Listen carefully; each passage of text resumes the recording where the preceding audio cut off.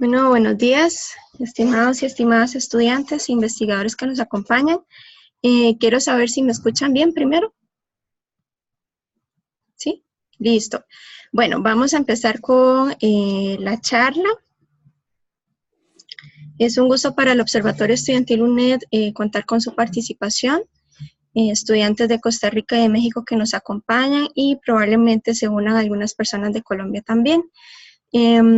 Bueno, el observatorio es un espacio flexible donde entendemos al estudiante y a la estudiante de la UNED como un agente de cambio y de modernización de la institución.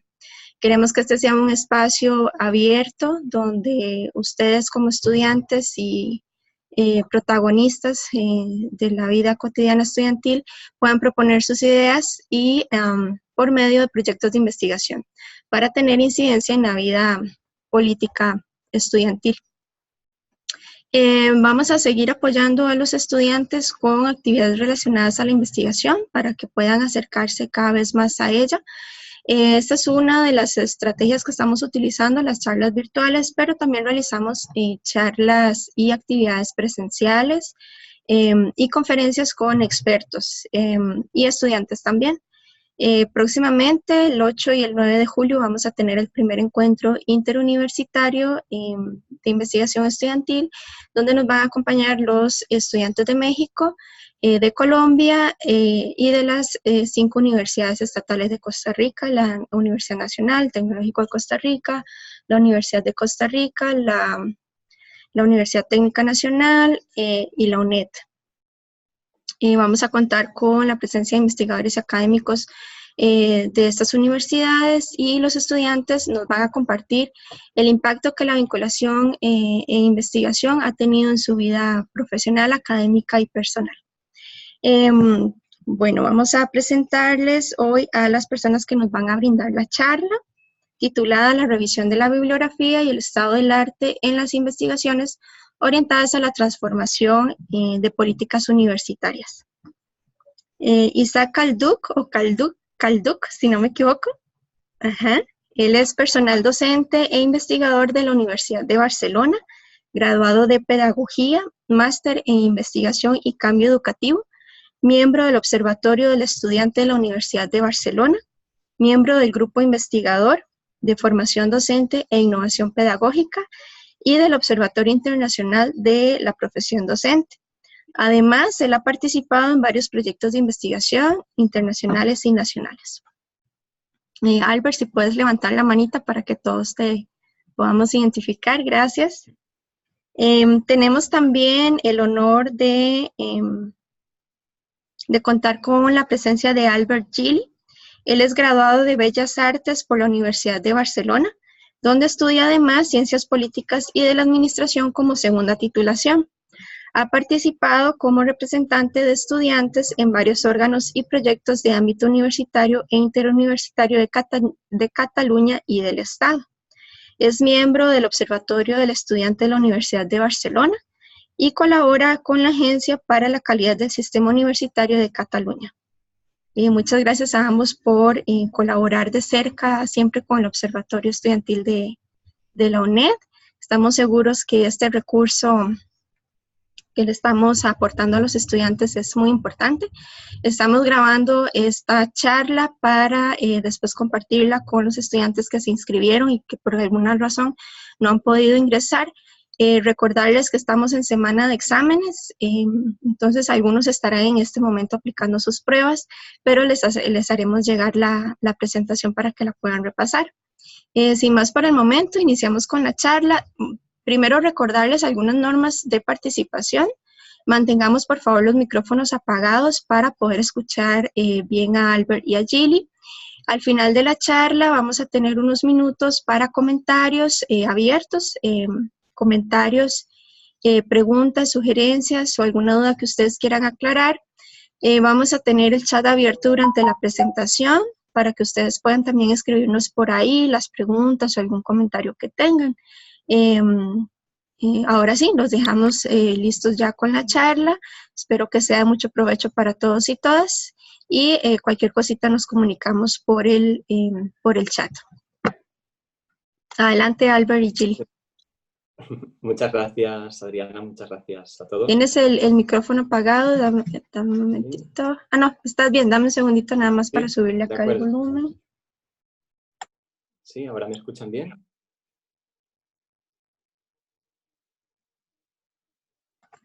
Listo, adelante. Perfecto. No, como les decía, para nosotros también es un honor estar hoy aquí, poder darles esta charla y de que haya personas escuchándonos pues, desde Costa Rica, desde México, desde Colombia, desde diferentes lugares y bueno, también deseando que los que ahora están en exámenes tengan mucha suerte. Y bueno, además, justo nosotros también, tanto Isaac como yo, estamos situados en lugares distintos. Él se conecta desde Barcelona y yo ahora mismo me encuentro haciendo un intercambio en Suiza con la Universidad de Ginebra y me conecto desde allí, o sea que el máximo exponente de la filosofía de la UNED. Entonces, como bien nos han presentado, la charla de hoy trata sobre las experiencias que hemos tenido en relación a las investigaciones dirigidas a transformar políticas universitarias. Les voy a compartir ahora la presentación.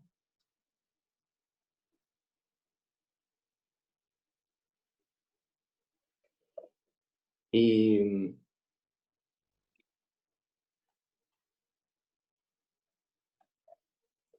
bien, recordamos para empezar los objetivos, que ya ustedes tenían la información pública, pues básicamente están centrados, por un lado, a comprender la importancia de este tipo de investigaciones, después a conocer experiencias como sería el último objetivo, y después pasaríamos propiamente a herramientas como pueden ser las de revisión bibliográfica, tanto por el sentido de métodos como de pasos fundamentales, y lo que sería una elaboración del estado del arte.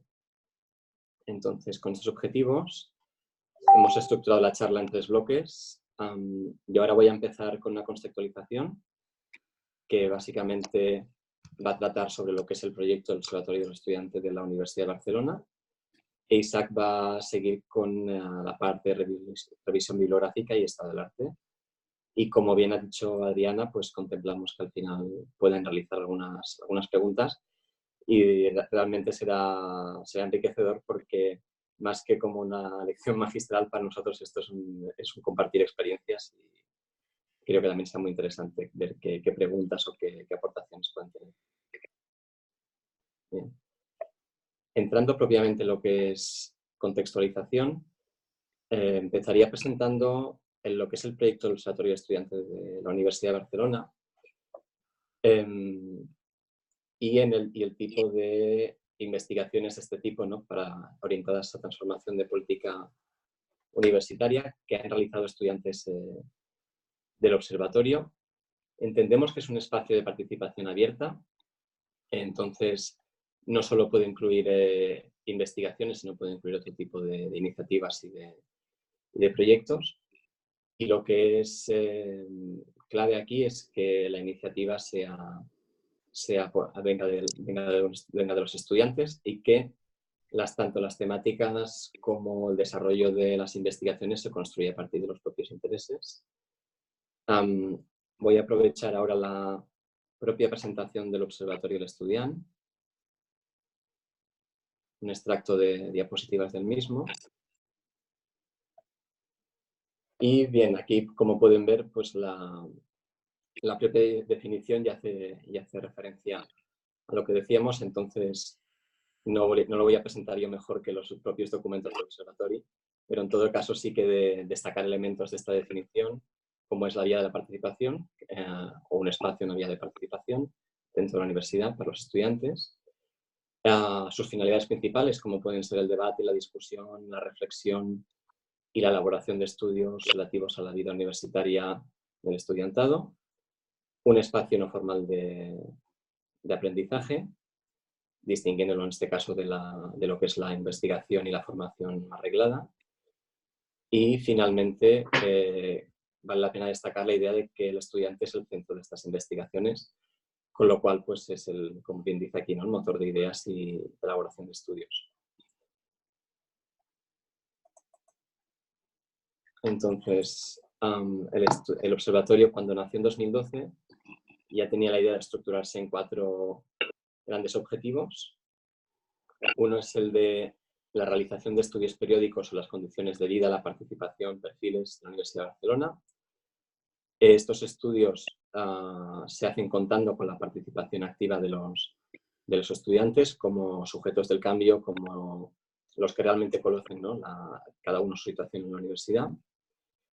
Y, lógicamente, esto no excluye recoger los estudios que ya existen sobre el tema, con lo cual se acaba componiendo un cuerpo de conocimiento y de referencias sobre la vida estudiantil desde diferentes puntos de vista.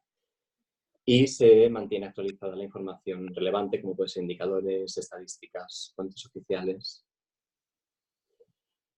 Y bueno, tampoco sin entrar a profundizar mucho en lo que son cultura y valores, sí que destacaríamos que se enmarca en el Espacio Europeo de Educación Superior, que empieza a plantearse este marco a principios de los 2000, que se concreta a partir del 2008, 2009, 2010 con el plan de Bolonia. Y entonces las líneas, ¿no?, en las que se enmarca el observatorio es esta visión de hacer la educación superior más equitativa e inclusiva y dar una perspectiva integral tanto del acceso como de trayectoria como de resultados. Entonces, teniendo todo esto en cuenta, el observatorio plantea 3 ejes estratégicos de participación de los estudiantes, que se concibe como activa, comprometida y responsable, la dimensión social y la empleabilidad, que pone en valor la formación universitaria. Cada uno de ellos pues, se desarrolla más concretamente, pero en todo caso creo que un buen ejemplo es que a partir de estos ejes temáticos, estas 3 líneas estratégicas, aparece toda una lista de temas que se plantean a los estudiantes en un momento inicial, y sobre todo pensar que es una lista no cerrada, es una lista de temas posibles, pero que al fin las investigaciones que se realizan desde los grupos de trabajo o individuales por parte de los estudiantes acaban concretándose con las temáticas que proponen. Entonces, bueno, pueden ver aquí pues, que entran desde el momento 1, ¿no?, desde el acceso a la universidad, pasando por las condiciones de vida y estudios en diferentes ámbitos, como los más fijados, ¿no?, en la atención académica, a socioeconómicos, condiciones de vida, de movilidad, de alojamiento, e incluso inquietudes respecto a los hábitos saludables, hábitos de sostenibilidad. La parte propiamente de participación, estudiar tanto la política, la asociativa, como otros tipos. Y luego, pues lo que decíamos, la empleabilidad, que es lo que pone en valor lo que se ha hecho, ¿no?, una vez el estudiante sale a la sociedad, pues también tiene una salida. Y claro, también aquí surge la cuestión de qué lleva, ¿no?, a un estudiante pues, a involucrarse al observatorio, a formar parte de su red. Y aquí pues eso, pues se cuenta siempre con 3 factores, que es el más básico, la información: se conoce o no se conoce, se sabe que existe esta plataforma o se sabe que existe el mecanismo de participación. La percepción de utilidad, porque si no hay un retorno tanto individual como después para la institución, difícilmente puedes convencer a alguien de que se involucre. Y después la implicación desde el punto de vista de motivación personal, es decir, tanto la parte pues, del engagement, ¿no?, que hablamos hacia la universidad, como el tiempo que esta persona puede dedicar y pues cómo compagina con otras actividades. Entonces, claro, de aquí podría surgir la cuestión de cómo funciona concretamente esta red de estudiantes. Pues como les decía, a partir de una lista inicial y de las propuestas e inputs que el observatorio recoge, se van creando grupos de trabajo. Si el grupo existe, pues se añade a la persona interesada. Si no, se pueden lanzar proyectos individuales. Y aquí pueden ver la gran variedad de temas y de grupos que han surgido y que han estado activos desde 2012. Yo personalmente participé en un grupo de actividades culturales y Isaac seguramente podrá comentarles información sobre el grupo de rendimiento académico, pero la diversidad para mí es bastante amplia, tanto desde el punto de vista temático como desde el punto de vista de formato, porque si bien hoy nos vamos a centrar en los proyectos que dan como resultado una investigación, también existen otro tipo de iniciativas que han dado lugar a jornadas, han dado lugar a plataformas de diálogo entre estudiantes sobre temas concretos, a informes sobre alguna medida política que estaba llevando a cabo la universidad, como pudo ser la reforma del estatuto o una reforma estructural.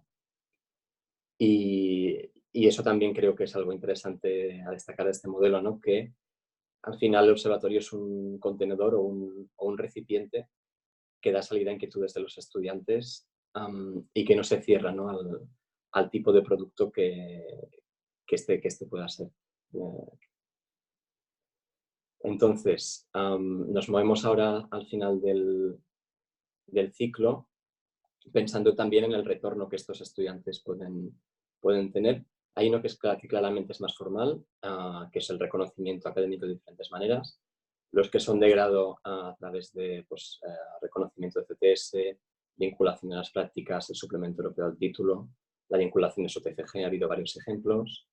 Los estudiantes de máster igualmente su TFM o las prácticas.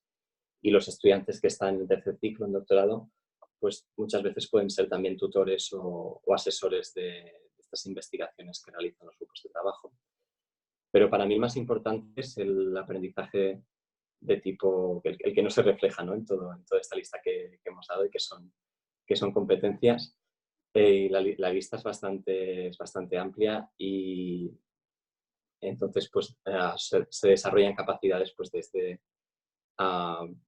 las más duras o de programas de manejo de datos hasta las que quizás son menos visibles pero no menos importantes, como son capacidad de negociación, de interactuar en grupo de liderazgo, hablar en público, organizarse. Y esto yo creo que es lo que la gente más se lleva, porque muchas veces cuando lo hemos comentado con la directora, el reconocimiento de créditos se pide muy poco. Creo que hasta el momento solo una persona de tantas que han participado lo ha pedido. También es importante aquí destacar que se incluye a expertos de la universidad, profesores que pueden actuar como asesores, como tutores de los estudiantes. Aparte de esto, sí que están integrados en el organigrama del observatorio como consejo asesor, pero bueno, no hace falta entrar hoy en el organigrama, pero sí destacar que ofrecen esta tutoría, este viaje, y que de esta manera se incluye a otros colectivos de la universidad, aparte de los estudiantes.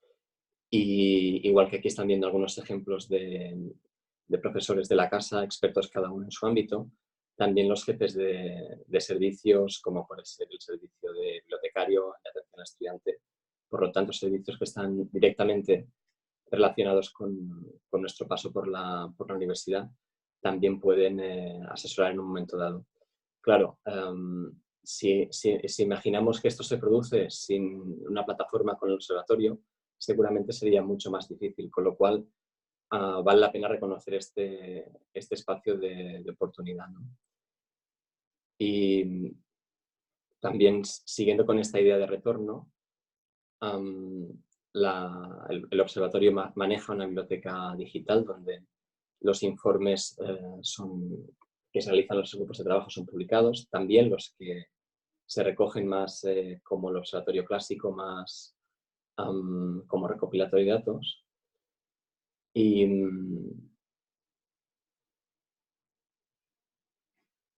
Y entonces, pues, de esta manera acaba el ciclo. Pero esto no quita la otra parte que hemos comentado y en la que ahora entraremos del observatorio, y es que este tipo de investigación, este tipo de trabajos o informes que tienen forma de una propuesta política que puede transformar la universidad, que puede transformar el día a día de los estudiantes, desde el observatorio también pueden llegar a los responsables políticos y pueden ser presentados como una evidencia más para, para aquello que realizan, pues, pongamos un vicerrector, un delegado del rector, un jefe de servicio.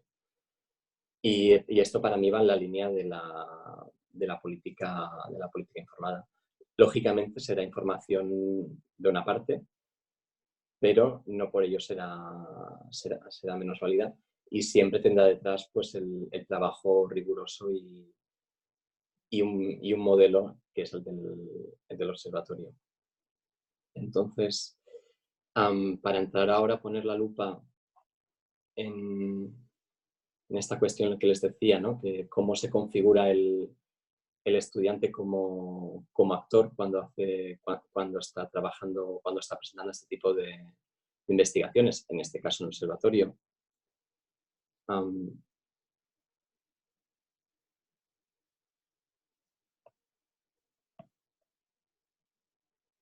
Para mí una pregunta es, entendiendo al estudiante como un actor en lo que es una política pública, preguntarnos primero con qué otros actores interactúa, después qué tipo de actores y cómo lo caracterizamos, y después en qué aspectos incide, porque ¿dónde delimitamos la definición de políticas públicas universitarias? Yo aquí me remito a lo que es la definición general. Es bastante amplia, hay bastantes autores que han trabajado sobre el tema, pero si tuviéramos que concretar, la política pública es aquello que un gobierno, que un ejecutivo hace o no hace, incluyendo tanto la parte proactiva como la parte pasiva. Entonces, llevando esto a nuestro tema, pensaríamos en todo aquello que se hace, se deja de hacer, o las políticas que se promueven desde la dirección de la universidad. Entonces, si nos imaginamos el mapa de actores de estas políticas, ya hemos nombrado, ¿no?, a la dirección de la universidad, lo que puede ser un rectorado, decanatos o órganos de dirección de diverso tipo, pero nos encontraríamos otros actores. Para empezar, el propio profesorado, los investigadores, los trabajadores de administración de la universidad, los mismos estudiantes, que esto podrían ser actores que consideramos, pues, internos, actores que están inmersos en el día a día de la universidad, pero tenemos que pensar que al final la universidad, sobre todo cuando está financiada de manera pública, tiene una función social, una función de rendición de cuentas, y las agencias de calidad y tanto los diferentes marcos de evaluación o de planteamiento del espacio europeo de educación superior incluyen a los empleadores, incluyen a la sociedad en general. Aquí podemos pensar en futuros estudiantes, podemos pensar en familias. Yo, para hacerlo de una manera más llana, siempre imagino quién estaría interesado en ir a consultar la web de la universidad, o quién estaría interesado en ir a ver el web de un grado, ¿no? Y esto nos plantearía un mapa de actores bastante amplio, lo que me lleva a preguntarnos cómo es el estudiante como un actor dentro de las políticas universitarias. Entonces, lo caracterizaríamos en primer lugar por sus características personales, ¿no? Pues tendrá, pues, cada uno la edad, el género, etcétera. Cuestiones de situación socioeconómica, podríamos pensar si trabaja o no trabaja, su nivel de renta, si vive cerca o lejos de la universidad, con lo cual diferentes elementos. Esta lista no la vamos a cerrar hoy, ni la cerraré yo, porque hay bastante gente, pues, que se ha planteado esto, y mucho mejor de lo que lo haremos hoy aquí. Pero sí que destacaría dos elementos que al final todos los estudiantes van a tener en común respecto a su posición a las políticas de la universidad, y es que vamos a pensarlos como usuarios de un servicio, de una formación y de toda una serie de servicios asociados, o a receptor o beneficiario de estas políticas universitarias. y al mismo tiempo son sujetos porque tienen diferentes canales de participación en la política universitaria. Y aquí está el interés de estas investigaciones, porque sabemos que existe tanto en el observatorio como en otros tipos de órganos similares, lo que es la observación del estudiante al uso, lo que es la observación, vamos a decir, más clásica, en las que se recogen datos de los estudiantes, pero son una población a estudiar, un objeto de estudio. Yo siempre hago la broma, le hacía Isaac, de que por qué no son tan diferentes de estudiar una planta, por ejemplo. Y en el momento en que damos un paso más, podemos pensar en que el estudiante participa, que tiene una voz y que esa voz es válida para aportar a la construcción de políticas universitarias. Entonces, fijándonos en esta idea de sujeto de participación, yo aquí me planteaba un eje desde la que está más formalizada. Un ejemplo muy claro es la participación en consejos de estudiantes, en órganos de la universidad, o incluso la que es más administrativa, dirigiéndose a la Secretaría de Estudiantes o a cualquier órgano o cualquier unidad administrativa dentro de la institución. Y en otro extremo tendríamos la que es absolutamente informal, en la cual podemos pensar que la universidad es el escenario y poco más se cuenta con ella, ¿no? Los estudiantes se autoorganizan o tiran adelante iniciativas. Por ejemplo, pues, como puede ser algún tipo de organización de semana cultural, algún tipo de canal propio de red social. Entonces, el observatorio estaría entre medio, pero tampoco podemos simplificar. Yo diría que tiene un modelo propio. Y lo que sí que es importante es que no busca la formalización que sí que buscan otros canales. Esta idea de participación abierta que les he comentado, pero tampoco se olvida del todo de lo que está pasando, ¿no? Y ofrece siempre una plataforma y un contenedor a las inquietudes de los estudiantes. Entonces, claro, aquí me planteaba yo este tipo de informes, este tipo de propuestas, en qué parte del ciclo de políticas públicas de la universidad, de la gobernanza, va a incidir, ¿no? En esta diapositiva había puesto por un lado el ciclo operativo de las políticas públicas clásico trabajado por distintos autores, como un ciclo interno de trabajo del observatorio. Entonces, en el punto en que pues llegamos a la propuesta de políticas por parte de los estudiantes en forma de investigación para el caso que nos ocupa, nos preguntamos estas propuestas en qué fase normalmente inciden de la construcción de políticas públicas de la universidad. Y normalmente nos iremos a las dos primeras, que es hablamos de la definición de aquel momento en que el problema aún no está claramente en la agenda pública o está entrando, ¿no? Es aquel momento en que se intuye que algo puede ser un problema, pero a lo mejor no le hemos puesto nombre. Por poner un ejemplo centrado en el caso, en el momento en que empieza a haber más estudiantes que realizan tiempo parcial, nos podemos empezar a preocupar de si hay que ofrecer una oferta docente en este sentido. Y ya pasaríamos entonces al segundo, en el momento en que se dice, pues sí existe este problema, se diagnostica, se pasa a la formulación de alternativas de cómo la institución puede responder, que se puede proponer. En esta segunda parte también puede ser bastante habitual que lleguen las propuestas como las que planteamos.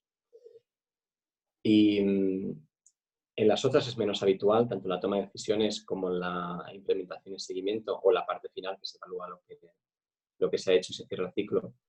Es menos habitual, pero también es posible, el observatorio no está cerrado a esto.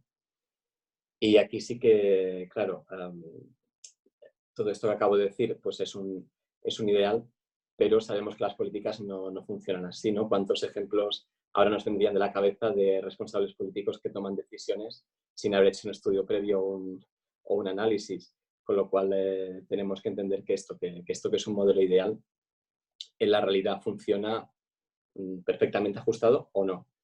Y igualmente, pues el informe de estudiantes o las propuestas que entran en esta conversación política, pues van un poco a encajarse dependiendo de la suerte que haya corrido el ciclo de la política, y por esto va a ser variable. En todo caso, es eso, el valor de que estos informes existan es que en un determinado momento el responsable político puede tener en la mano una propuesta realizada de manera sistemática y con una metodología concreta y hecha de manera responsable por un grupo de estudiantes que conocen bien su realidad y que la transmiten pues eso, a los responsables de tomar decisiones. En fin, espero que esta introducción pues, les haya servido tanto para conocer el observatorio como para contextualizar un poco cómo estas investigaciones pues, tienen lugar y llegan a los espacios de política universitaria. Y ahora paso el relevo a Isaac, que nos va a hablar propiamente de las herramientas y de lo que pasa dentro de estas investigaciones. Muchas gracias. Muy bien, Albert. Pues me gustaría empezar con unas pequeñas palabras sumándome, ¿no?, al agradecimiento que ha comentado mi compañero Albert por poder estar aquí, compartir estos momentos, esta tarde para nosotros, esta mañana, imagino, para la mayoría de vosotros. También me parece muy interesante un tema que comentaba, que es esta disparidad, ¿no?, geográfica, que creo que siempre suma. Yo siempre, cuando he trabajado en el observatorio, he trabajado con grupos interdisciplinares, interculturales, y creo que esto es uno de los aspectos clave y que ayudan a que los trabajos que hacemos sean realmente interesantes, diferentes y potentes. Por lo tanto, estoy muy contento de poder compartir con todos ustedes este rato. También quería no dejar pasar la oportunidad y desearles suerte en el encuentro que van a realizar próximamente y en los exámenes que están lidiando. Y yo lo que voy a intentar entrar ya son en temas un poco más pragmáticos de la investigación, pero no desligándolo de esta introducción que ha hecho mi compañero, sino intentar dialogar un poco. Él ha centrado muy bien la filosofía de estas investigaciones orientadas a transformar las políticas universitarias, que el estudiante sea un actor clave, porque en el fondo tiene mucho que decir, y también la idea que propio del observatorio, ¿no?, que es esta idea de hacer desde diferentes puntos de vista. Entonces, esto no me gustaría perderlo de vista en lo que voy a explicar ahora, que es la revisión bibliográfica y la construcción del estado del arte. Son ya dos visiones más pragmáticas. Si me permitís, os compartiré también la presentación. Un momento, disculpen. Creo que sí que se debería estar viendo ahora. En todo caso, hablaremos de la revisión bibliográfica primero y después del estado del arte, por la simple cuestión de que es el orden lógico dentro de una investigación.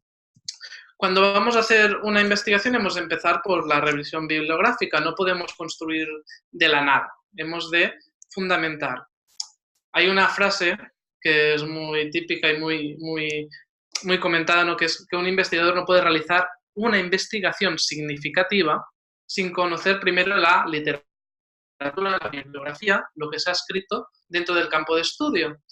He querido escenificarlo con esta imagen que pueden ver aquí en la pantalla, que tiene mucho que ver con una frase ya famosa, que es ver en hombros de gigantes. Es decir, si nos subimos encima de gigantes, si trabajamos a partir de lo que han hecho ya otras personas, podemos ver mucho más lejos, podemos llegar mucho más lejos.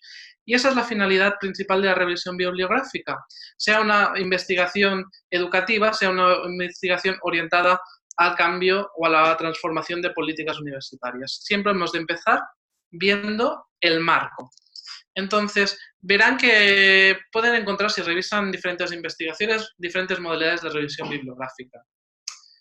Diferentes nombres que a veces se usan de forma un poco desdibujada, ¿eh? Se usan como sinónimos cuando no siempre debería ser así. La revisión narrativa es la revisión más clásica, ¿eh? Después tendríamos otras, exhaustiva, sistemática, integradora, metaanálisis. Podrán encontrar muchos de estos nombres en diferentes investigaciones si ustedes los revisan. Me gustaría entrar sobre todo a la diferencia entre la revisión narrativa y la sistemática, que son a lo mejor las que tienen más diferencias. La revisión narrativa, como les comentaba, sería la revisión más tradicional.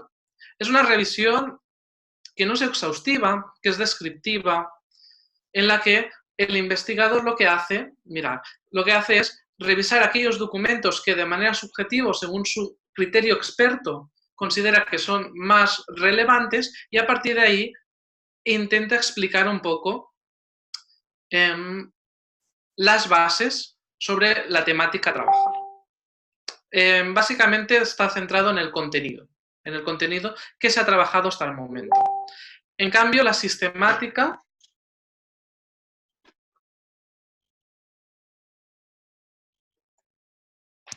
sí.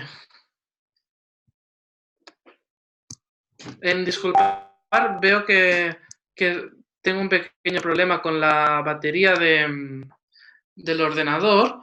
De todas maneras, si me lo permiten, voy a acabar de explicarles este momento.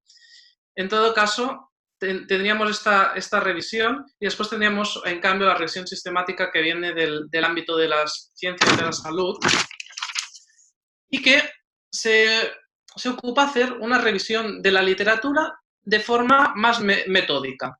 Es decir, que se pueda replicar, que cualquier persona que vuelva a revisar lo que se ha escrito sobre una temática pueda encontrar los mismos resultados. Y esto se hace mediante diferentes procesos. Entonces, mientras yo acabo de solucionar este problema con el ordenador, me gustaría pasarle la palabra a mi compañero para que explique normalmente un poco la experiencia que hemos tenido en investigaciones, nosotros haciendo revisiones, cómo lo hemos hecho en el observatorio. Entonces, le paso un momento la palabra a mi compañero y yo voy a acabar de solucionar este pequeño problema.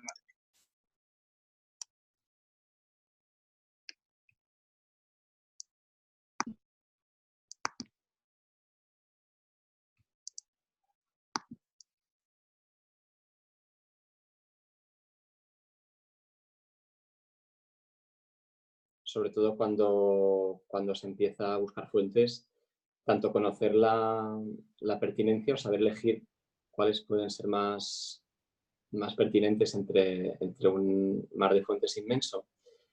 Así como saber cuándo detenerte o cuándo decir ya he leído bastante. Entonces, lo que para mí ha sido muy importante cuando se ha trabajado esto desde el observatorio es el trabajo de los colaboradores que les decía antes, tanto asesores que son profesores de la casa, especialistas sobre el tema, como las personas que pues, tienen el perfil que tenéis ahora mismo, ¿no? Que están realizando un doctorado. Porque el nivel de trabajo puede ser infinito, además de llevar a los propios investigadores a quedar agotados y a volver a repetir lo que otros ya han hecho de manera innecesaria. Entonces, en este sentido, yo creo que en un primer momento el papel del experto es importante y herramientas de de autogestión, como las que ahora nos va a presentar Isaac, también lo son. Y creo que ahora va a seguir con esta presentación que nos estaba dando tan interesante.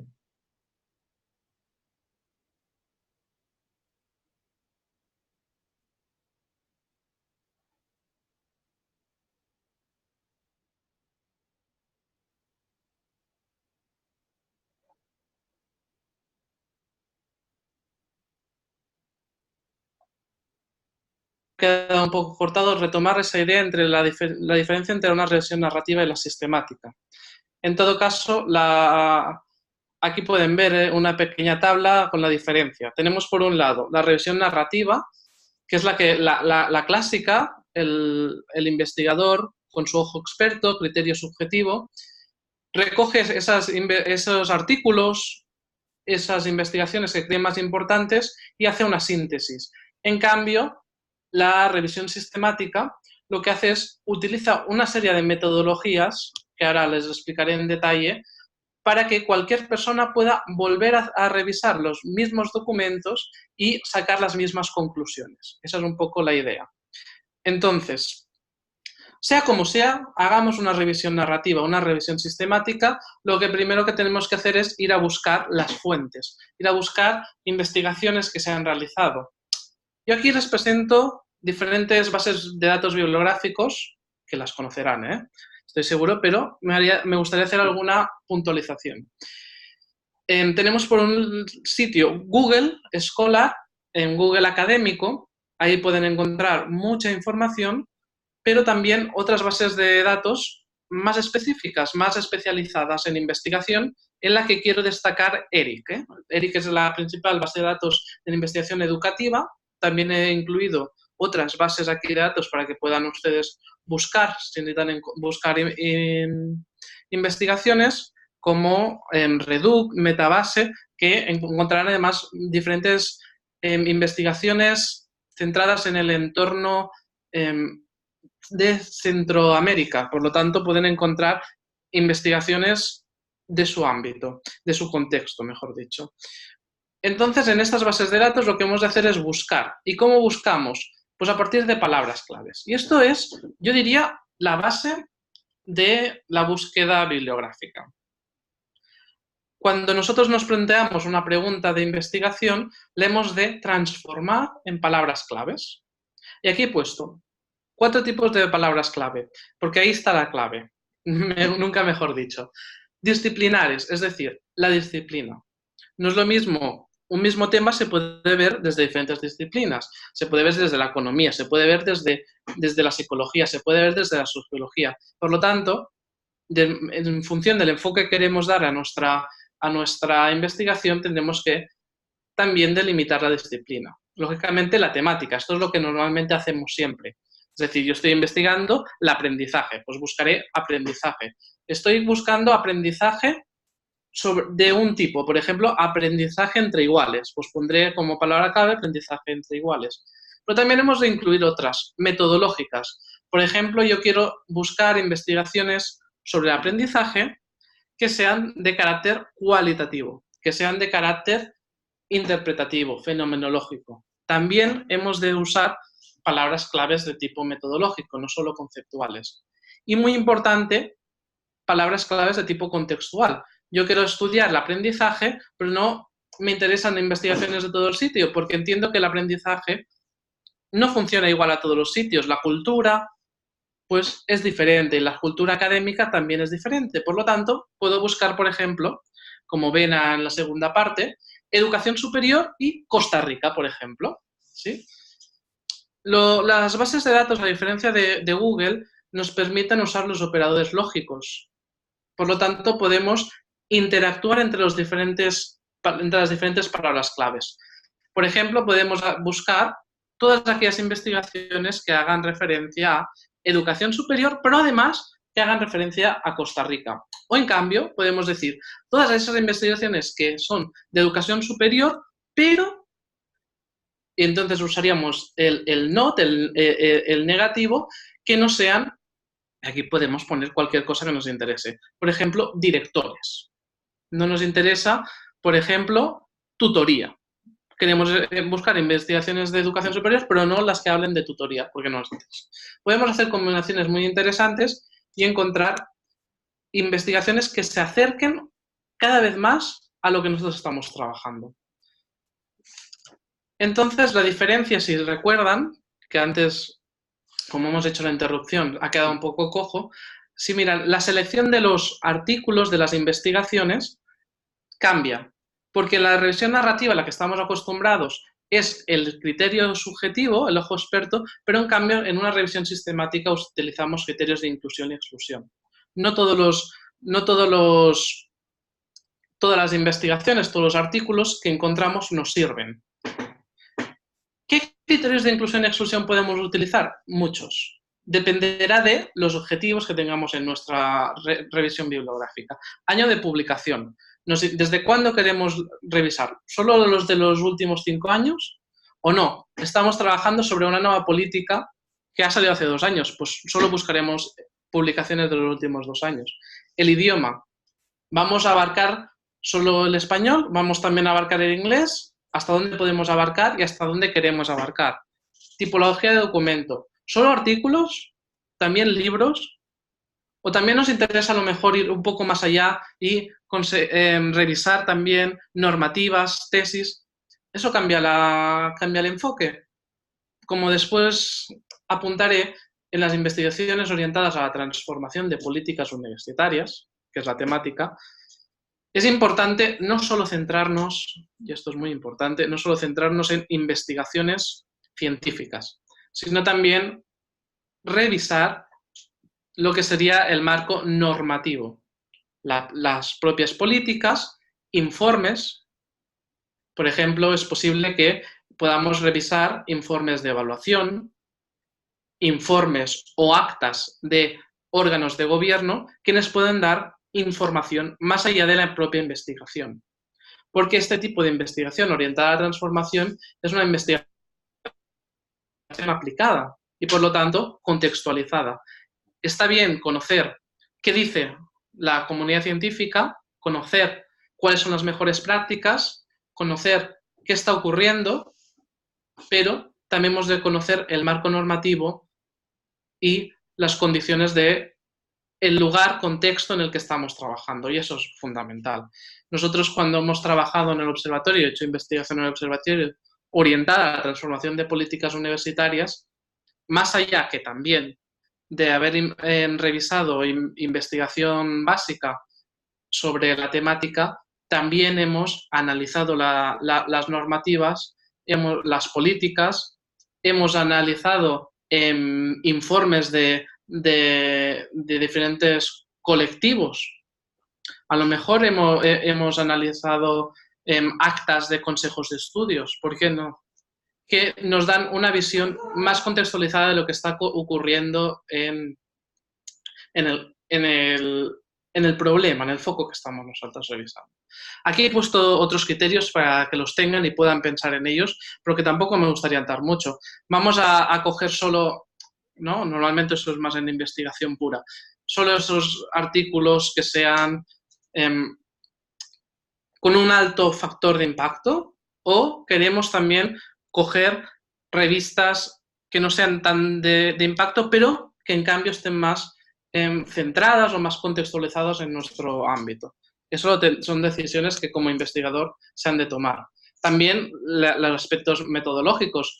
¿Queremos solo, por ejemplo, investigaciones que sean de corte cuantitativo o no?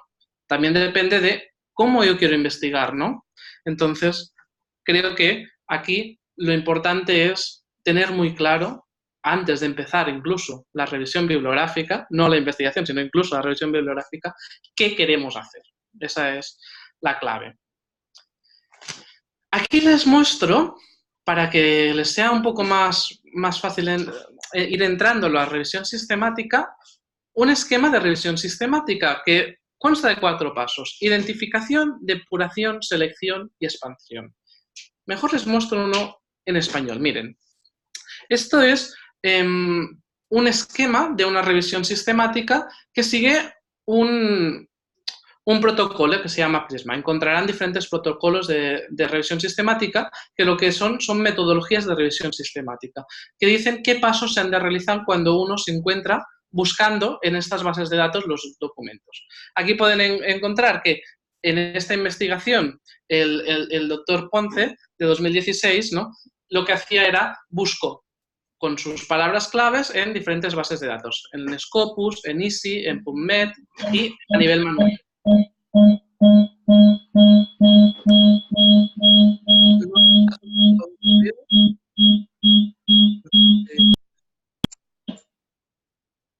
Bien, en todo caso, encontramos que aquí lo que hace, voy a volver a poner la pantalla, que lo que hace entonces es coger todo lo que encuentra, todas las entradas, que son 36.000, y a partir de aquí empieza a filtrar los duplicados, empieza por el título a descartar esos artículos que no cumplen los requisitos, ¿no?, de inclusión y exclusión que haya marcado el investigador, y va bajando.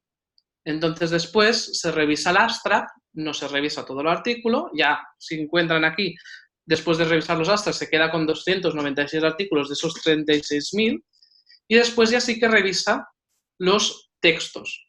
Y al final se queda con 86 artículos, que son los que trabajan realmente la temática. Y con esos 36 artículos elaborará el estado del arte. Esto, en lo que se especifica por qué se han ido rechazando los diferentes artículos durante la revisión bibliográfica, precisamente lo que permite es que otro investigador que vuelva a hacer una revisión sobre la temática la pudiera replicar y pudiera volver a descartar los mismos artículos por estos criterios. ¿Y eso qué permite? Permite que cuando nosotros vamos a leer una revisión sistemática hecha por otro autor, no hace falta que volvamos a revisar los 36.000 artículos, porque ya sabemos que esos 86 son solo los que se ajustan a los criterios con los que queremos trabajar.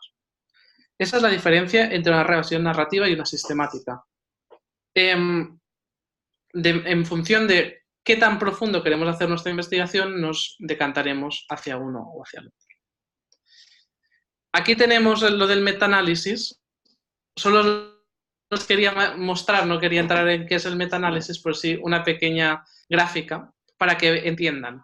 De estos 86, esto es otra investigación, ¿eh? Esto creo que eran 250. De 250 artículos sobre aprendizaje activo en la universidad, los autores ¿qué hicieron? Cogieron los resultados cuantitativos, en este caso eran estudios cuantitativos, e hicieron medias de las diferentes disciplinas para poder ver de todos los artículos cómo se agrupaban y poder sacar conclusiones del conjunto de artículos mediante procesos estadísticos, para que vean la potencialidad de este tipo de revisiones. En todo caso, les recomiendo que lean un poco en Google, que está mucho mejor explicado de lo que yo puedo explicarles y más en tan poco tiempo, sobre el metaanálisis, porque es realmente muy potente lo que se puede conseguir y la visión panorámica que nos puede ofrecer. Visto esto, me gustaría acabar la presentación hablándoles del estado del arte, que es el paso posterior. Hemos revisado la bibliografía y hemos de escribir, dar nuestro punto de vista, dejarlo por escrito, de este proceso de revisión bibliográfica. Esta segunda parte me gustaría hacerla muy pragmática, así que les he puesto 10 consejos rápidos y prácticos sobre cómo elaborar el estado del arte, porque creo que es un paso muy importante y que siempre suscita dudas cuando estamos haciendo nuestros primeros marcos teóricos. Encontrarán diferentes palabras, marco teórico, marco conceptual, revisión bibliográfica, estado del arte. En el fondo se habla, son sinónimos, con algunos matices, pero le podemos llamar de diferentes maneras. Sí que es verdad que normalmente el marco teórico hace más referencia a los conceptos básicos de la temática, los mínimos para poder entender, y el estado del arte hace más, normalmente se suele asociar con los últimos avances o las últimas conclusiones sobre la temática. Lo otro, lo básico, y el estado del arte, las últimas conclusiones. Cuando se hace normalmente un estado del arte, se da por supuesto que el lector ya conoce los conceptos básicos de la temática y, por lo tanto, solo se ha de hablar y escribir sobre lo más reciente, que es lo que da pie a la investigación. En cambio, el marco teórico normalmente se hace pensando en establecer unas bases para un lector que no es experto en la materia y que pueda entender el porqué de la investigación, pero desde este punto más básico. Pero en el fondo son detalles que no van más allá. Consejos. Especificar el objetivo. ¿Qué quiero explicar? Y sobre todo, ¿para qué? ¿Con qué finalidad? ¿Para qué lo hago? Es un poco esta la idea, ¿no? ¿A quién va dirigido? ¿A personas expertas? ¿Al público en general? Si tenemos claro por qué estamos escribiendo y qué queremos conseguir escribiendo en nuestro marco teórico, lo tenemos ya todo hecho.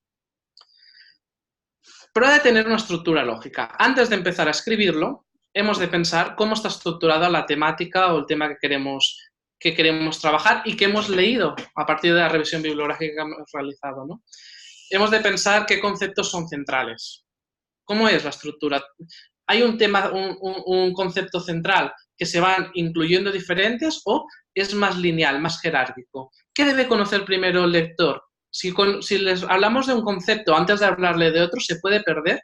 Esta parte lógica la hemos de pensar a la hora de escribir, porque nos condicionará qué presentamos antes, qué capítulos hacemos antes del marco teórico, qué apartados van antes, cuáles van después.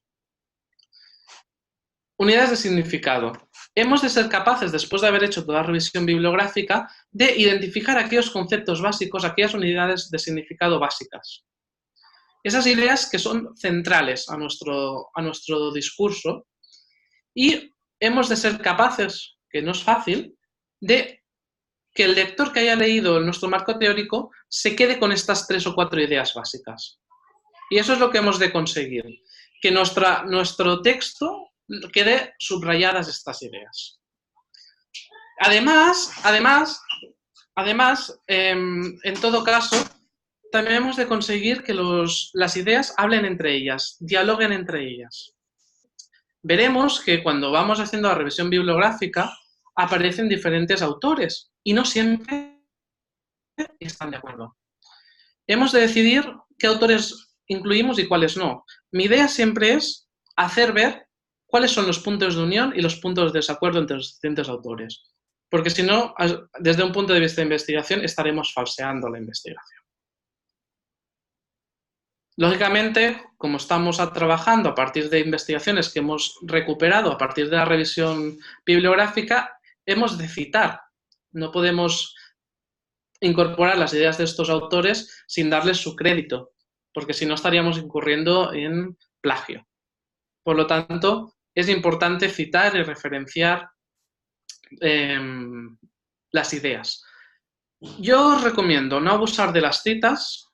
A veces he leído muchas investigaciones, está lleno de citas, una página con 15 citas, que son el autor que lo dijo por primera vez y 14 autores que han dicho lo mismo con otras palabras.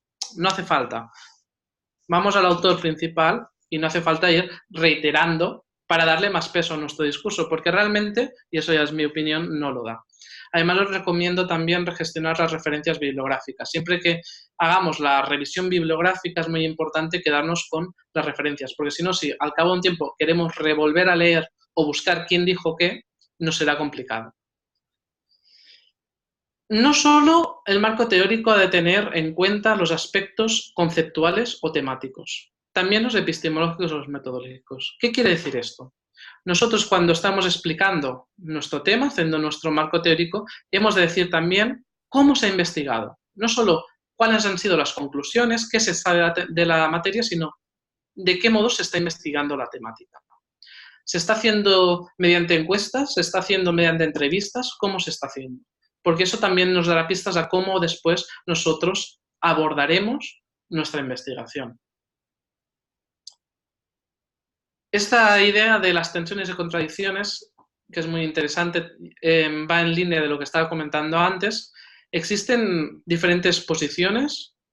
Mi consejo es señalar las tensiones, no omitirlas. Hay gente que las prefiere omitir para que jueguen a favor de su discurso. Mostrarlas. Después podéis posicionaros. Pues yo estoy más a favor de esta posición o de la otra, como investigador. y juzgarlas incluso críticamente, pero mostrarlas, porque si no, una persona externa podría pensar que vuestra investigación está sesgada, y esa sería, después, si lo hemos de vender a un órgano de decisión, a un actor de decisión de políticas públicas, puede acabar complicándolo. También las lagunas. Hay cosas que no se saben. Nos acostumbramos a centrar en qué se sabe, qué se ha dicho, pero también es muy importante lo que no se ha dicho, porque es como avanzamos en la investigación. Si solo nos centramos en el qué sabemos, en el qué se ha dicho, nunca podremos seguir avanzando, aunque lo podemos criticar, lo podemos volver a reinvestigar y poner en duda. Pero también es muy importante qué no se sabe. Y eso nos lo facilita porque muchas veces los mismos investigadores se generan preguntas abiertas. Recoger estas preguntas que las investigaciones, los artículos o conferencias de autores se plantean puede ser un muy buen inicio para empezar a investigar. El uso de recursos retóricos. Al final, si el texto que hemos generado, el marco teórico que hemos generado, es un marco teórico muy bueno, es un marco teórico que recoge muy bien las ideas principales, las conecta muy bien a nivel conceptual, pero no es sugerente, no es atractivo, porque la parte retórica, la parte escrita es pobre, el lector dejará de leerlo o lo leerá con desgano. Entonces, es importante el contenido, pero también la forma. Y aquí yo creo, una cosa que a mí me ha ido muy bien, es cuidar el inicio y el final. Si empezamos bien, atraeremos el lector. Y muchas veces el lector lee la parte final, se salta a partes del medio. Por lo tanto, si acabamos bien, también conseguiremos que el lector se vaya con un sabor bueno de boca y entonces diga, esta investigación que ahora me van a presentar ha de ser buena, porque lo que he leído me ha gustado. Por lo tanto, la investigación, sean los resultados que sean, al menos serán correctos, serán metódicos. Finalmente, es importante hacer un stop. Eso me costó aprenderlo y lo aprendí además en el observatorio. No puedes leer todo, tampoco puedes explicar todo en un marco teórico, porque hoy en día el conocimiento es inabarcable. Pero es que además tampoco nos interesa para una investigación, sino nos interesa recuperar solamente esa información que realmente nos va a aportar algo en la investigación y en la posterior transformación, la posterior toma de decisiones. Si eso no nos va a aportar, no hace falta explicar por explicar. A veces menos puede ser más. Y eso es una cosa que se ha de aprender, a mí me costó, y al final lo intento hacer así en los marcos teóricos, las cosas clave, las cosas que realmente después tienen un sentido para la investigación, para la transformación que queremos conseguir, y no explicar cosas por explicarlas. Aunque esas cosas puedan ser muy interesantes y puedan dar un valor añadido al marco teórico, pero si no se lo dan a la investigación, a lo mejor, y lo pongo en paréntesis, a lo mejor no hacen falta. Finalmente os doy un último tip extra, que es el de escribir, escribir y reescribir. Mientras estáis haciendo la revisión bibliográfica, ir escribiendo ya. No pretendáis leer todo, no leas todo, y después al final, después de haber leído 20 artículos o 10 normativas, empiezas a escribirlo, porque entonces te costará. Además, cuando vamos escribiendo, nos lo hacemos nuestro. Entonces, mi recomendación, pero eso cada persona de encontrar su propio estilo es, a medida que uno va leyendo, va escribiendo y va elaborando el marco teórico. Y con las nuevas lecturas se va reformulando ese marco teórico y se van repensando las lecturas anteriores. Y así realmente es cuando el escrito coge voz propia y no es una recopilación de lo que han dicho otras investigaciones, sino que es una construcción propia del investigador y propia para la investigación que después vamos a realizar. Y finalmente, revisar esa frase que pone aquí, dejar enfriar el texto. ¿Qué quiere decir esto? Una vez hemos estado escribiendo, dejémoslo a lo mejor una semana vayámonos a descansar un poco, ¿no? De tanto haber leído y tanto haber escrito, y lo volvemos a coger al cabo de una semana, 2 semanas, después de viaje, después de haber estado con la familia o con los amigos disfrutando de unos días, porque le podremos volver a dar otro enfoque, que será muy fresco, seguro, y nos habrá servido para incorporarlo como persona investigadora también. No solo una cosa que sea el texto, sino que al volverlo a leer, con un poco de tiempo, nos lo podamos incorporar y nos sirva ¿para qué? Para pensar nuestra investigación. Que esa es la finalidad. La final de la revisión bibliográfica del estado del arte es que nos ayude a orientar nuestra investigación. Una investigación que tiene que estar, bueno, depende del tipo de investigación, pero en el caso de investigación orientada a la transformación de políticas públicas, tiene que estar centrada en el marco contextual en el que queremos trabajar, en el que queremos actuar y en el problema. Porque eso es lo que nos va a garantizar que lo que hagamos, los resultados que hagamos, puedan servir para repensar las políticas que se están realizando, repensar los modos de actuar que se están realizando en la universidad y proponer de forma asertiva y propositiva cambios que puedan ayudar y beneficiar a la propia manera de trabajar, la propia manera de involucrarse como estudiante en la vida universitaria, y creo que esa es la finalidad última. Por lo tanto, yo os quiero animar a que uséis, cuando hagáis revisiones bibliográficas, metodologías sistemáticas. Buscar, empaparos de eso, porque van a tener más peso y otra persona podrá replicarlas, si quiere. Y después, cuando escribáis vuestros marcos teóricos, estados del arte, como lo queráis llamar, que lo hagáis con estos tips si os va bien. Y si no, olvidarlos. Porque esos son tips que a mí me han funcionado y que no tienen por qué funcionar. Pero lo que sí que es muy importante es que les deis forma propia. A veces dicen, no, el marco teórico tiene que tener esta estructura, pero a lo mejor no os va bien. Cambiarlo, buscarle vuestra forma. Yo quiero animaros a que los marcos teóricos, los estados del arte que realicéis, os dejéis ver. Sean textos en primera persona, porque si no, después esto no os habrá servido para mucho para la investigación. Habréis leído mucho, habréis producido un texto, pero no os lo habréis interiorizado y por lo tanto no va a cambiar la investigación. Después de haber leído, después de haber escrito, vais a hacer la misma investigación que si no lo hubierais hecho. Entonces, esto es un poco las 2 ideas que me gustaría. Me gustaría también cerrar dando paso a que si queréis hacer cualquier pregunta, tanto a Albert como a mí, sobre el sentido de este tipo de investigación, sobre cómo realizar, a lo mejor ha quedado un poco cortado, una revisión sistemática, un estado del arte sobre alguno de estos que queréis decir, yo no estoy muy de acuerdo con algo que hemos dicho, también, o simplemente queréis compartir con nosotros algún tipo de experiencia. Nos gusta mucho desde el observatorio escuchar otras experiencias, además de sitios que no estamos acostumbrados y que nos gusta muchísimo poder también conocer otros puntos de vista. Así que os animo a que nos escribáis y que podamos ahora establecer un diálogo. Voy a cerrar la presentación.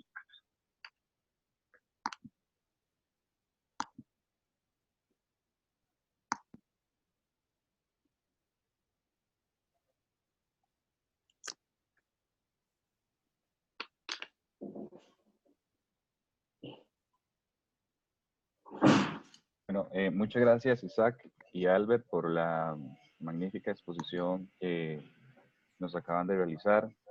Realmente consideramos que los consejos y la estrategia que nos brindan, tanto en la búsqueda bibliográfica como la recomendación de seguir una revisión sistemática, luego los tips respecto a la construcción ya propiamente dicho del estado del arte o del marco teórico también, como hablaba Isaac, son realmente valiosos en la etapa formativa de jóvenes investigadores. quisiera preguntarle a las personas que nos siguen si tienen alguna pregunta, alguna duda, alguna consulta. No desaprovechemos esta oportunidad tan valiosa de tener a dos expertos también formados y con tanta experiencia ya en investigación, lo cual quedó demostrado en la conferencia que nos acaban de brindar. Así que si tienen alguna pregunta, porfa, nos lo hacen llegar al chat o piden, alzan la mano para hacerla verbalmente.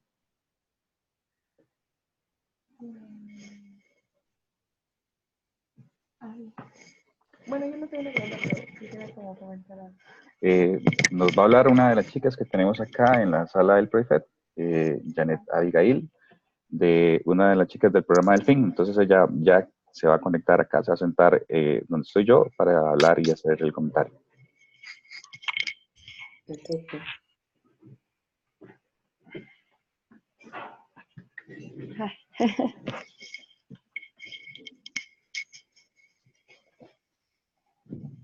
Bueno, los saludo nuevamente. Y bueno, primero les quiero agradecer por compartir sus experiencias y los tips, me parecen muy acertados. Y también quería como agregar algo más, bueno, al menos como en mi experiencia muy joven investigando y demás, eh, al menos lo que yo hago cuando escribo lo comparto con mis profesores o con compañeros, porque yo soy de la idea que si alguien más entiende como mi texto, entonces es que está bien. Aunque a veces también me ha pasado que al momento de compartirlo, pues como que todos tienen sus opiniones y pues trato como de poder aportar las ideas de que los demás me dan y ya como que se empieza como a sesgar esa investigación. Entonces, no sé si me podrían dar como alguna recomendación o si piensan que está bien o mal el método que yo utilizo. Bien. Gracias, Janet. ¿Sí? No sé si se me escucha. Estoy muteado. ¿Sí? Bien. En todo caso, me parece... Genial. En todo caso, me parece que compartir es una estrategia genial. Genial. Nosotros aquí en el observatorio, bueno, y también en mi grupo de investigación, la investigación que hacemos siempre es en grupo, nunca es individual. Y creo que esa es la base. Podemos hacer investigaciones individuales como investigadores.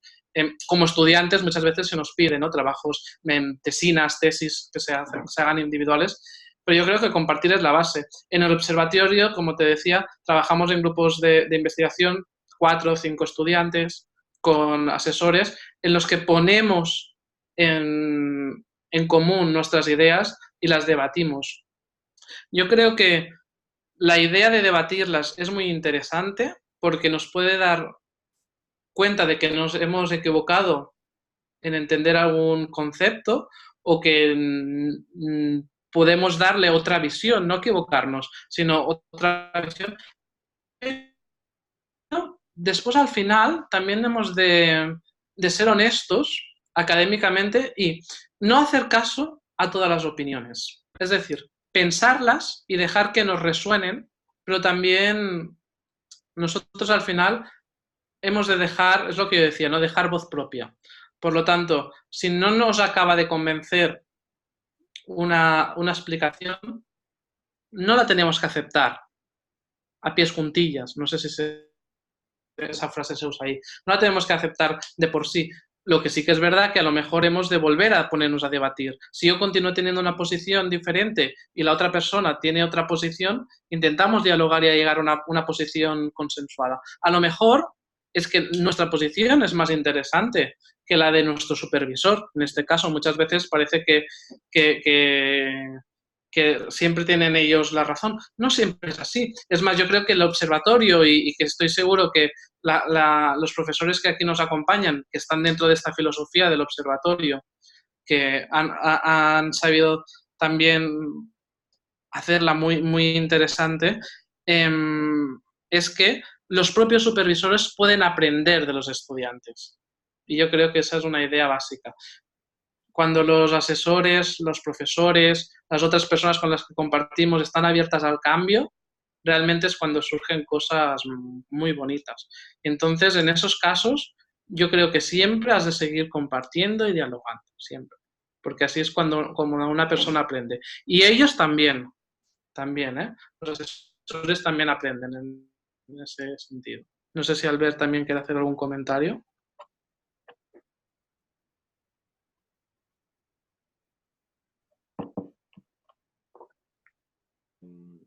En la cuestión del estilo, y es que cuando a veces uno mismo de leer el texto se vicia, incluso las personas que también están implicadas en la investigación, aunque no la hayan escrito ellas mismas, puede pasarles esto.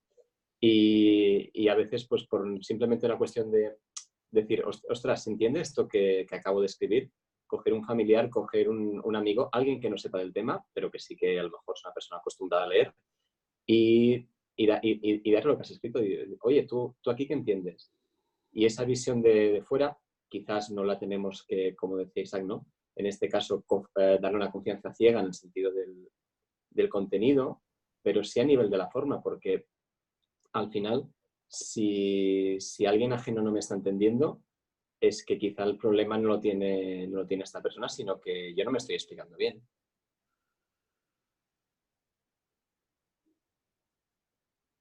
Nos da pistas, ¿no? Para saber qué cosas hemos de repensar. Exacto. En este sentido.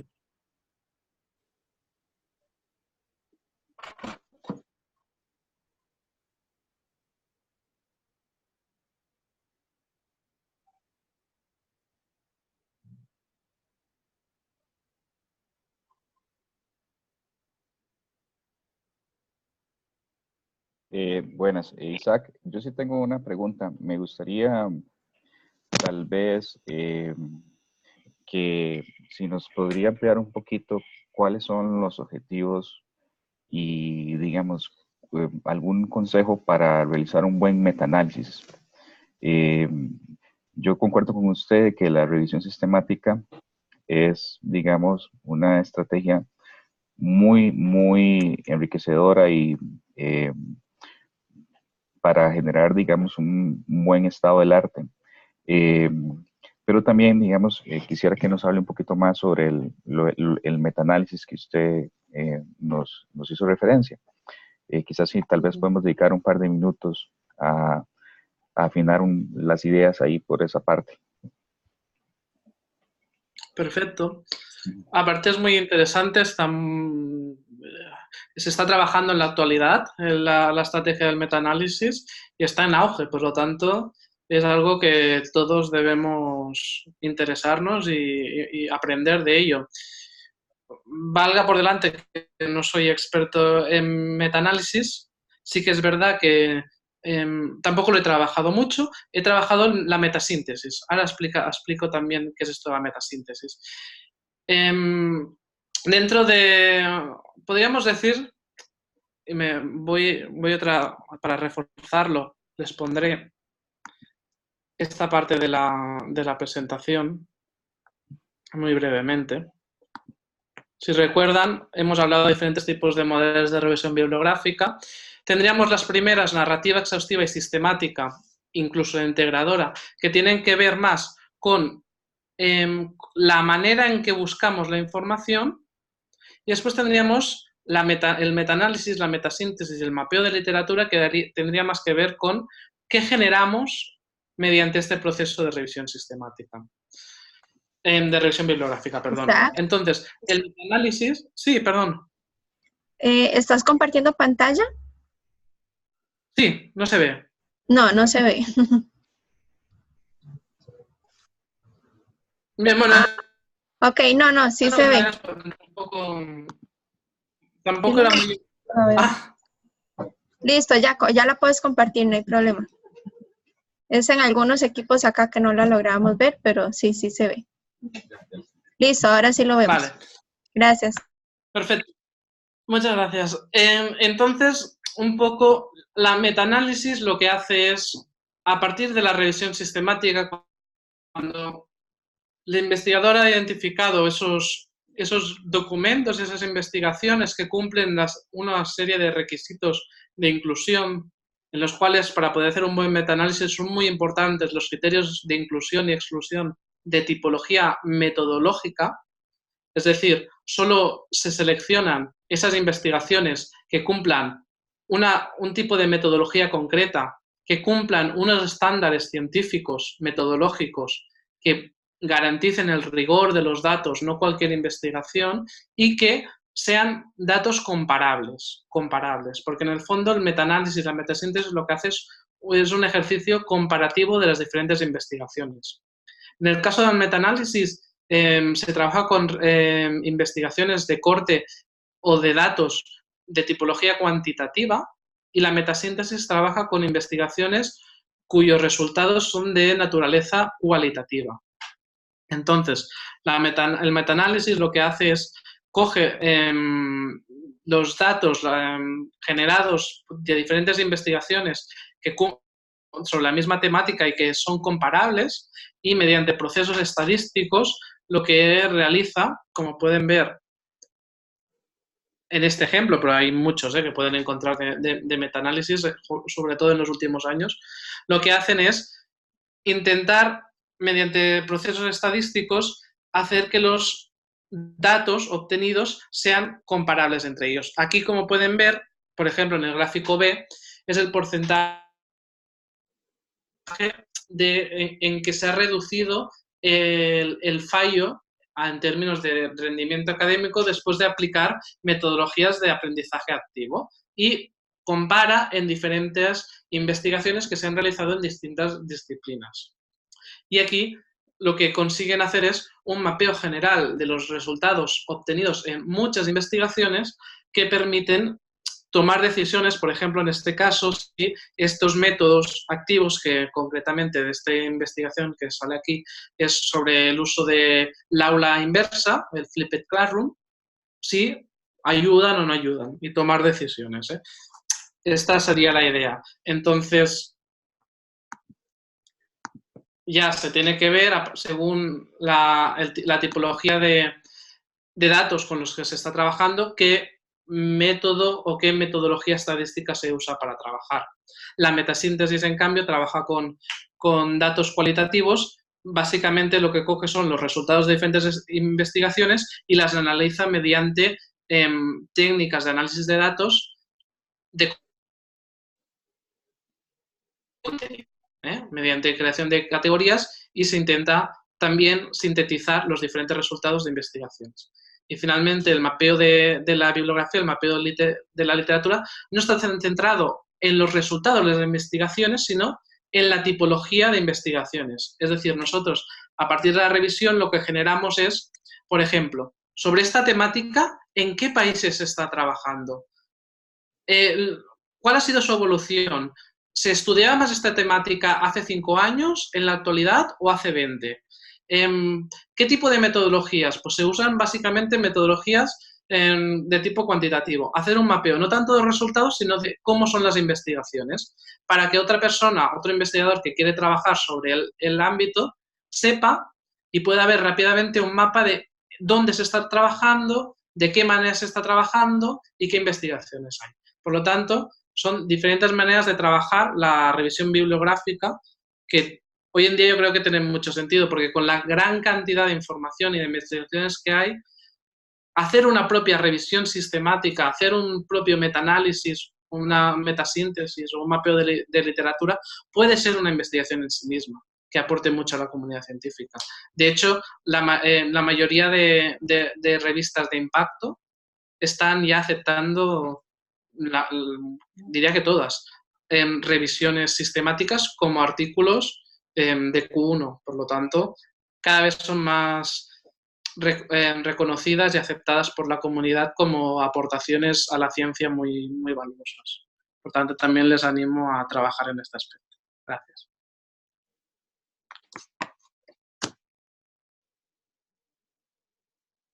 Excelente, Isaac. Muchísimas gracias por la ampliación que nos acaba de hacer. Realmente creo que termina de clarificar lo que ya era una excelente charla. Y nos anima también, digamos, a seguir metodologías específicas al momento de buscar información bibliográfica, la forma de sistematizarla y pensar en productos. Como usted lo menciona, ahora hay las revistas, digamos, con más prestigio a nivel mundial están aceptando artículos que sigan la línea de las revisiones sistemáticas y el metaanálisis. Y esto es una línea nueva de trabajo en la cual es muy importante que todos nos vayamos formando y incentivar que las personas estudiantes amplíen su conocimiento al respecto. Yo creo que, bueno, ya tenemos más de hora y media de charla. Además, allá sabemos que van a ser las 8 de la noche. Y por tanto, nada más quisiera agradecer a las personas que están conectadas, Minor Barrientos del Prefet, Rebeca, Jorge Valle, Dinora, Norberto, Lucía Olate, que es del observatorio, igual que Jorge Valle que acaba de mencionar, Carmen Arroyo, Nazareli de Madrid y ustedes dos que están por allá. Esta charla, y los muchachos que están acá en la sala del programa Delfín, que si quieren se pueden poner aquí detrás mío para que digan adiós. Esta charla la grabamos y la vamos a... Ahí están ellas, ¿sí?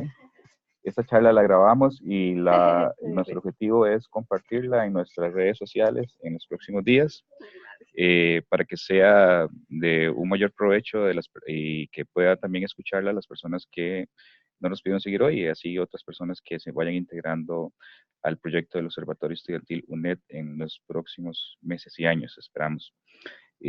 Agradecerle a Albert, a Isaac, y a María Ángeles del Observatorio del Estudiante de la Universidad de Barcelona, que desde un principio nos han apoyado con la iniciativa de tomar el modelo que ellos iniciaron allá y que acá hemos tratado de replicar contextualizándolo, teniendo en cuenta que nuestro contexto académico es distinto, pero digamos teniendo siempre una relación cordial y un modelo a seguir que ha sido muy exitoso en la Universidad de Barcelona. También quisiéramos agradecer a todas las instancias auspiciadoras que hacen posible el Observatorio Estudiantil UNED, al PROIFET de la Universidad Estatal a Distancia, a la REDIC, al Centro Agenda Joven, a la Federación de Estudiantes y a la DAES, la Dirección de Vida Estudiantil. No queda más que decir, en los próximos días vamos a subir el video. También, si lo tuviera bien Isaac y Albert, podríamos compartir la presentación que nos hicieron y para que tenga mayor difusión y les estaremos entonces anunciando próximas actividades de formativas siguiendo esta línea. También, Albert y Isaac, esperaríamos no pronto, pero sí muy cerca, digamos, poder contar con otra charla. La verdad es que nos ha agradado mucho a todos los que estamos acá escuchar la intervención de ustedes el día de hoy y creemos que tal vez en el futuro podríamos organizar otra charla en la cual ustedes nos puedan compartir sus conocimientos, producto de la amplia experiencia en investigación que han tenido, en parte gracias por haber participado del Observatorio del Estudiante de la Universidad de Barcelona. Yo no tengo nada más que decir y quisiera nada más agradecerles y despedirme.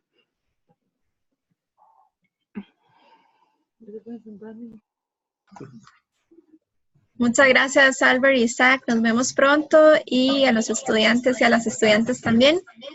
Vamos a estarles compartiendo próximamente las actividades que siguen. Un saludo a todos, que tengan un excelente fin de semana y mucha suerte a los estudiantes que tienen exámenes mañana también.